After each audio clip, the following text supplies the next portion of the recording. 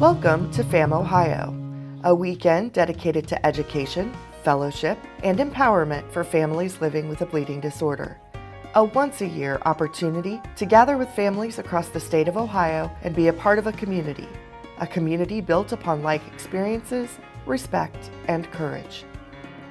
FAMOHIO stands for Family Annual Meeting of Hemophiliacs in Ohio. Well, that's the technical meaning. What FAMOHIO actually stands for is so very much more. There have been tremendous strides in the area of bleeding disorders in the past 20 years, but progress came at a price. There's no way to tell the story of FAMOHIO without discussing sacrifice. For those living with hemophilia in the 1980s, the challenges of living with a bleeding disorder increased exponentially with the bad blood crisis. In 1980, when the blood supply was contaminated with HIV, 50% of the hemophiliacs in the United States were infected. This was due to the fact that the plasma portion of donated blood was then used for treatment. Therefore, some 10,000 men were exposed to HIV and hepatitis, and there was nothing they could do about it. Well, for 6 young men in Ohio, doing nothing wasn't an option. And so my husband called his friends from the hemophilia community, and they met in my dining room, and FAMOHIO was born.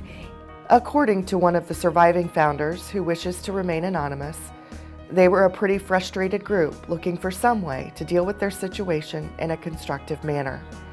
And considering the lack of information available to them, it's no wonder education became the cornerstone of FAMOHIO. Marjorie Gaffin remembers that first FAMOHIO meeting.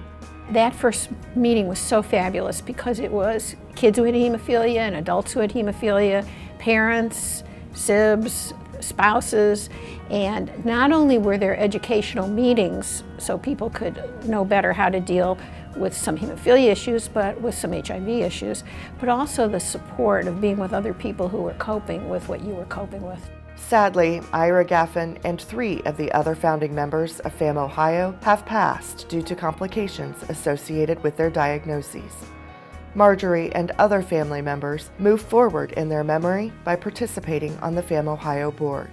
The role of the board is to ensure that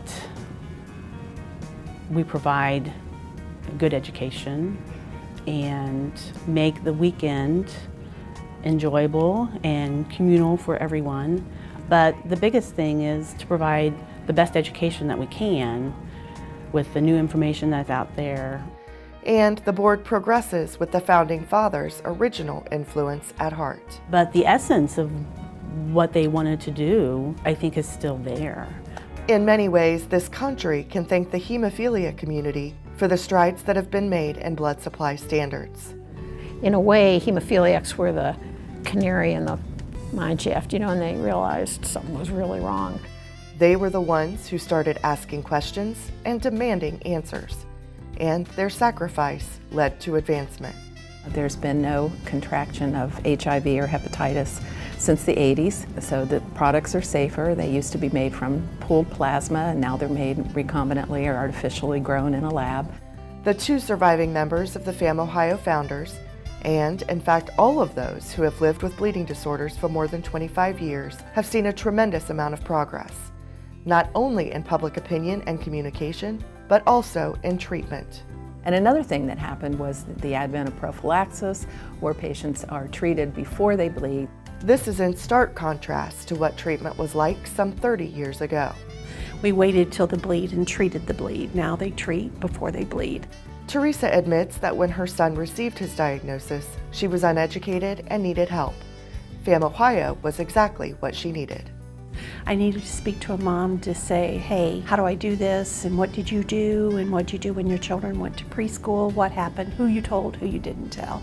It is this plethora of considerations and decisions that parents face that spurs the board in their search for educational opportunities. Advancement through the years puts much of the focus on new treatments. We have the new products that are longer acting, so you don't have to treat as often.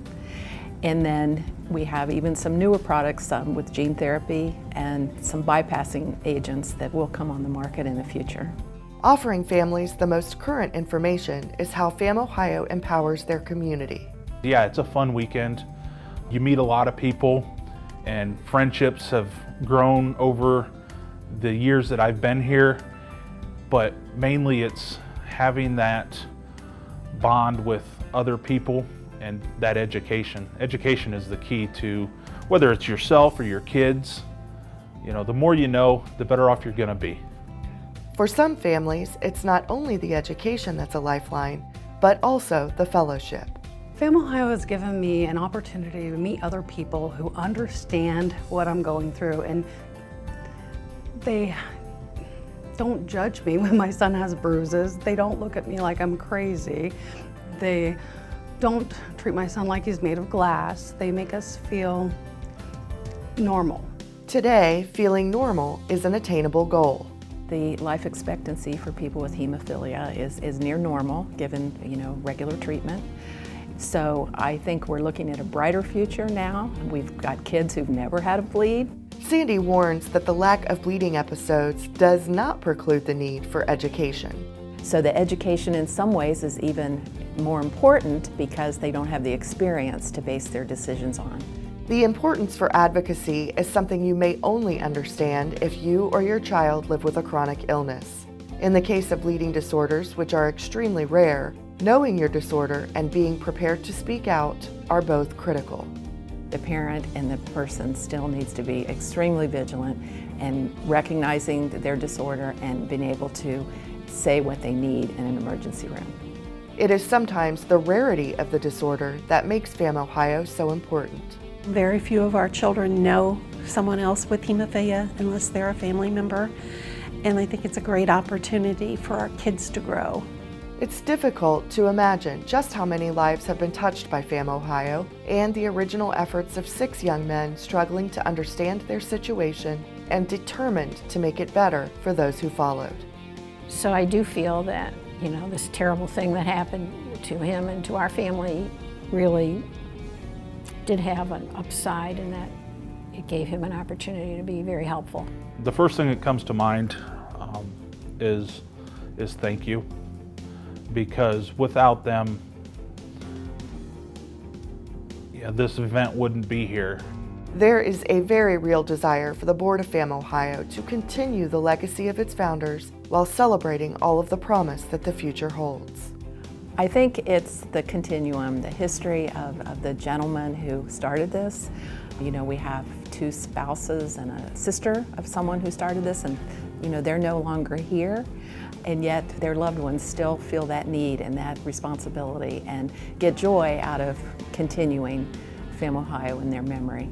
And yes, that's a very sad story. It's extremely sad, but it's also very rewarding to look to the future and to be part of that continuum. Whether you're new to the bleeding disorder community or a mentor, getting involved is a wonderful way to pay homage to those who sacrificed and to help make strides for future generations. If you have any desire to give back, this is one way you can give back on a local, statewide level. Please visit the FAMOHIO website to find out more about how you can make a difference.